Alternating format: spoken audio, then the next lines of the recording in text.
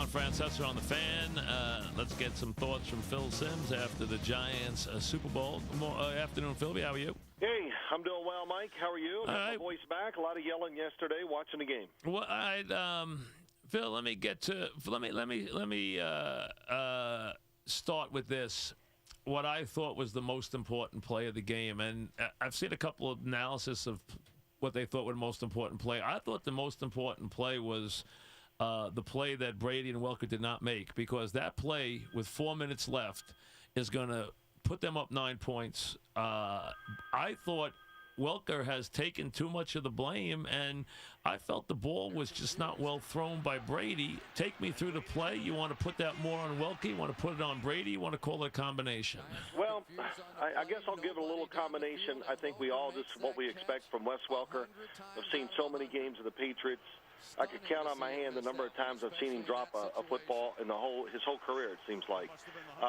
It was one of their base plays. In other words, they run that. That's probably their favorite way to get the football down the field. When you watch the replay of it, here's what happens. Wes Welker, he mistimes the turn and jump. That was the biggest thing. And that little bit of mistiming by him, it kept him from catching the football. Was it an easy catch? No. But honestly, if you gave him that 100 times, I think he would catch it 98. And that's not an exaggeration.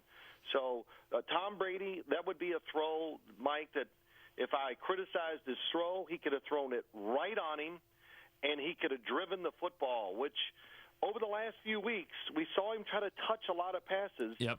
And that's not his style. That's not what he's great at. He's great at driving the football. So that one there, I thought he could have thrown it right at him, made Wes Welker turn, but it should have been right on his head and not to the outside. So you give a little bit of blame to both. The very next play after that one, I'm pretty sure, was an in cut to Deion Branch. It was, and he looked like he threw it behind him. He definitely threw it behind him. They had the play they wanted. They had the opening, and a couple in cuts to Deion Branch at the end of the game that really could have been big. The one in the last drive, if he throws that to Deion Branch in front of him, I can't wait. I'm going to actually watch the coach's tape later today just to. Someone said he would have scored. It's going to be at least a 40 to 50-yard gain. And that's, always on TV, you say, oh, he could have done this and that. I could see it on my TV as I was watching. If he catches that, it is look out. The only guy I see is the right corner for the Giants in the picture, and he's pretty deep as I saw that throw. That miss, that was as big as the Wes Welker one that we just didn't pay enough attention to. Now, after a shaky start, Tom Brady did have a stretch of 16 straight completions. The Pats did score 17 unanswered points in the middle of this game from 9-0 down. Well, look, the games are. We look at the end of the game. There were a few things that I know. The 12 men on the field, it wasn't big. It was absolutely huge. That turned the whole game around. And, didn't see much talked about it. Now, somebody told me last night that the Patriots headphones, they had lost communication, so they were having a little trouble, whatever. And I just said, well, that could be true.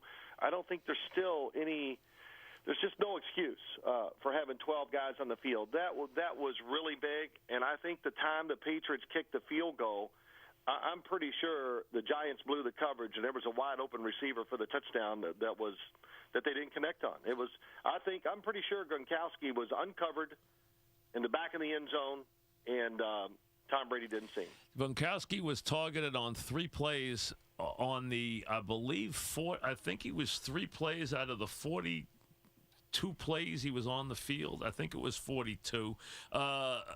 3 out of 45 that he was targeted out of 45 snaps. So do you think the idea was to go in and just use him as a decoy, or did you think he just had more problems running his routes than we thought he would? Well, I don't think their original thought was probably a decoy. When the Giants played zone defense, it really didn't matter if he could run or not. He needed just to find the spots. But when I saw him early in the game running, I could tell it was a big difference.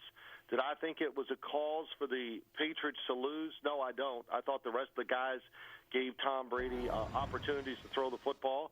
And, the Patriots, when you watch the game, there was a point I said to somebody, we were all watching, I said, have they thrown one pass past 10 yards down the field? No. And the answer, the only one that went down the field 10 yards was the safety. The safety, yep, which was a very strange play because he had the ball. He was there for about 8 seconds before he threw the ball. I mean, he could have dumped the ball at any point. I mean, he waited and waited and waited and waited till somebody broke free, and now he has to get rid of the ball. That's the strangest safety I've ever seen. Safeties usually don't last 10 seconds before they're safeties, you know? Yeah, that's right. That's right. You know, and just talking about the Giants, a couple things. They limited the yards after the catch by the Patriots, which was huge because I think a lot of people thought the Giants, not a great tackling team. That could be the difference. And they did not let the Patriots really get in rhythm running the football. In fact, I thought the Patriots trying to run the football a few times really was a detriment to what they were trying to do, too, because it put them, you know, Mike, for all the greatness we talk about the Patriots, when it's 3rd and 8 or 10 or past 7, they're not very good in those situations. They're used to 3rd and 3 or 4 for that underneath passing game, which we've seen all year long. And Eli, you know, they did a better job. I thought the Pats did a better job, Phil, than I thought they could of taking away the Giants' ability to make big plays. They really said to the Giants, you want to run a little bit? You want to throw it underneath? Go ahead. We are going to basically be disciplined and take away the deep throws. And, boy, they took away the deep throws until finally the Manningham play, which was by far the longest play the Giants completed in the whole game. The Giants could not get a big throw. Yes. And they also, which you cited yesterday morning, they let them play because there were 3 or 4 times where the Pats were extremely aggressive and did not get any flags on Giant receivers. Yeah, well, it was. I could even see it on TV. We were all talking. You know, of course, it's great sitting at home. I really got all. I wish I could see it as clear as I do sitting on the couch when I'm in that booth. But the Patriots used the old formula, hit the receivers at the line of scrimmage and grab and do all that, and then they did play deep. They did that. It was well done by them. It really was. And you think about the game. The Patriots, everything was by the book. Hit the receivers, don't give up the big play. They took Victor Cruz basically out of the game, and also Jason Pierre-Paul, they basically took him out of the game too. They were not going to let those 2 big stars win it. The Giants showed the patience. Eli Manning was dying to throw it down the field a few times. I could tell he was looking, and then he dumped it off. They did an excellent job of being ready for what the Patriots were doing, and they had the short passing game ready. They did. They both, and I give the Giants credit for patience because that's not what they want to do. No, it's not. And and I think the Patriots really, Mike. Here's what they were thinking: let's don't give up the big play. He will try. That's when we'll make the play to win the game. And I'm listening to you. I heard you earlier. You're so right. You have to have breaks now. There's 4 or 5 teams in the NFL. There's no difference when you really get down to it in all of them.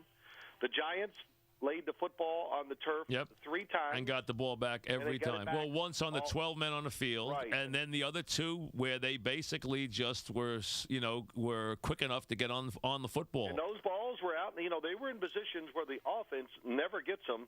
But the Giants, alert, hustle, whatever you want to say, they were there to make those recoveries. That was well, of course, they were all huge plays. Now, the Eli Manning play down the left sideline, it was really it was meant to throw to the right.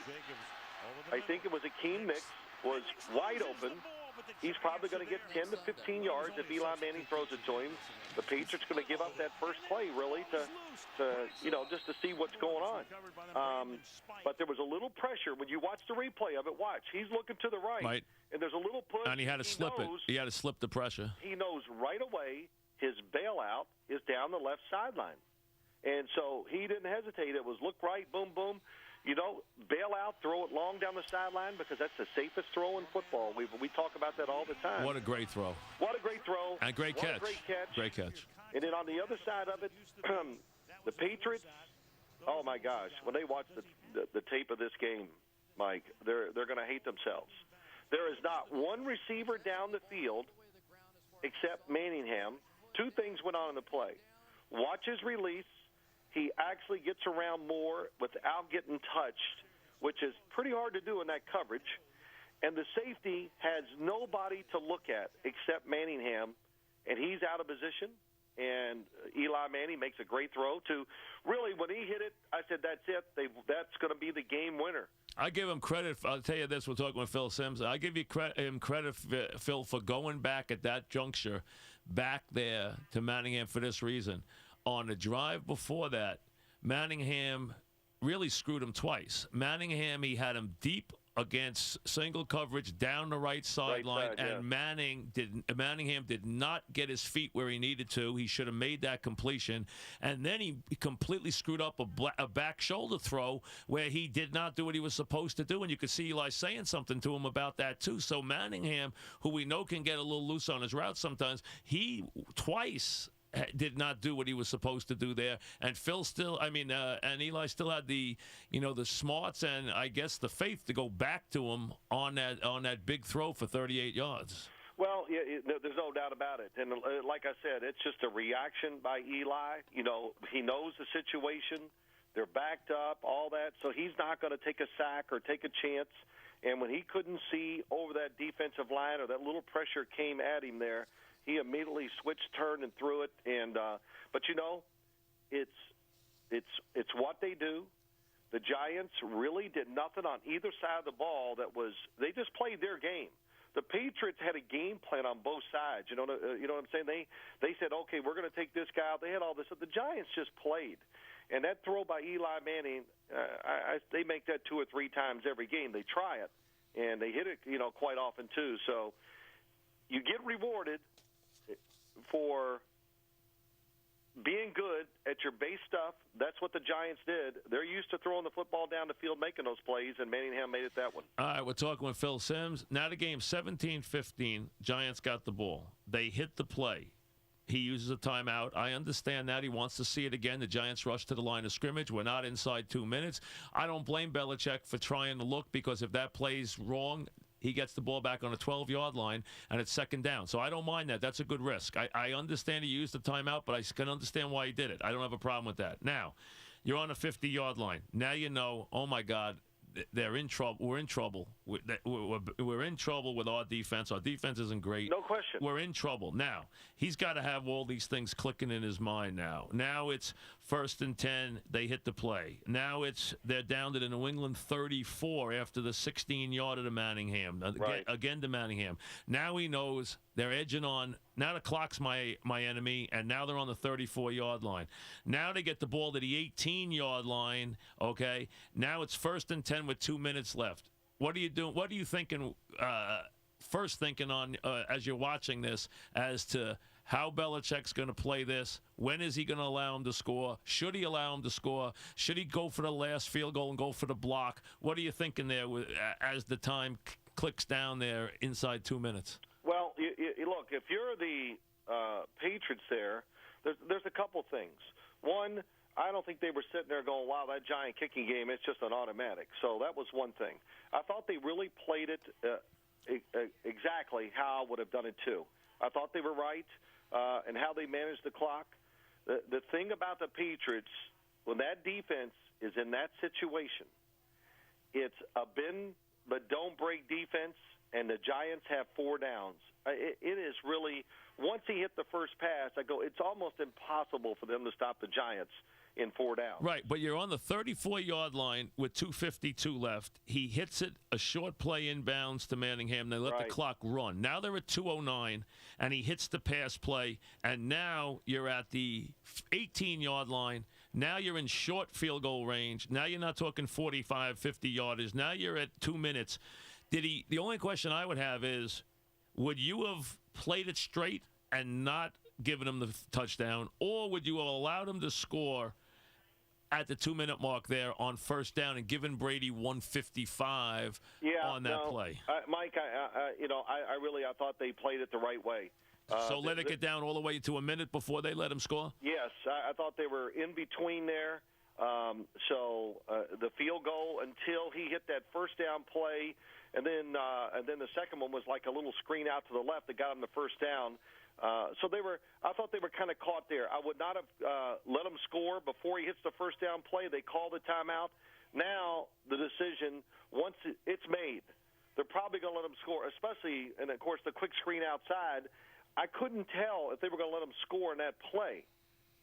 If they'd have ran the football, when he threw the quick screen out to, I forgot who it was that caught it, and got that first down, then really, in my eyes, that would have been the first time I'd say you got to let them score and give yourself a chance to win the game. Did you think about that? Did you, we were debating it. I always do. I mean, you got to debate it. Now, what?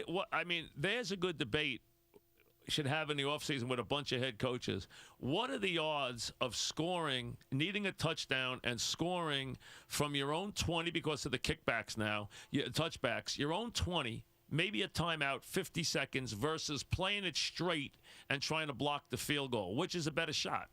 Well, yeah, I think when you talk about that debate, you know who can make those decisions and get away with it are the very successful coaches. Yeah, Belichick, yeah. Belichick could. Yeah.